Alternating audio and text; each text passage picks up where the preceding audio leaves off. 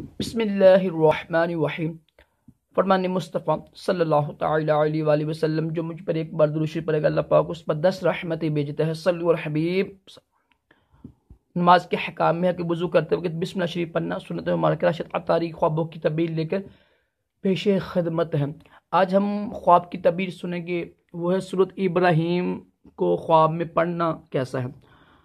हज़रत इब्ने सरी रहमतुल्लाह ने फरमाया कि अगर ख्वाब में देखिए ना कि सूरत इब्राहिम पढ़ता है तो दलील है कि हमेशा इताअत और नेक कामों में मशगूल होगा। तो कौन पाक की साहबत ये भी उनको ख्वाब आया, उन्होंने बच्चा ज़िबा कर दिया, तो ये जैसे यानी कौन पाक की आयात से ही ख्वाब की तबीर निकलती हैं।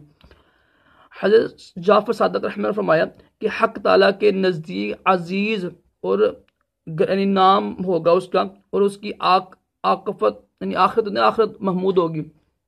देख लो, आपने पता है नमरूद ने आग में फेंका तो फिर आपने फिर भी अल्लाह से मांगा, यानी और आप तो आग ठंडी आग हो गई थी ना, मतलब कि वो ऐसा जो सूरत इब्राहिम पढ़ता है ना ख्वाब में, वो इंशाल्लाह नेक बनेगा, ठीक है, अल्लाह की इताअत करेगा जैसे उन्होंने किया है, और इंशाल्लाह उसका एक नाम होगा दुनिया में। इसकी तबीर ये बनती है, वो एक कुरान पाक ही से आयात से ही निकलती है तबीरें, ठीक है। जो सूरत जिस यानी मौके पर नाज़िल हुई हो ना, उस सूरत को देख कर उसी की तबीर बनाते हैं। फिर हम लोग अपने पास से नहीं बनाते हैं, तो बस तक फिर अल्लाह पाक हमको अच्छे से ख्वाब दिखाए, बुरे ख्वाबों से महफूज रखे, दोनों जहानों की बलाइयाँ ताकरे। सल्लु अल हबीब सल्लल्लाहु अलैहि वसल्लम।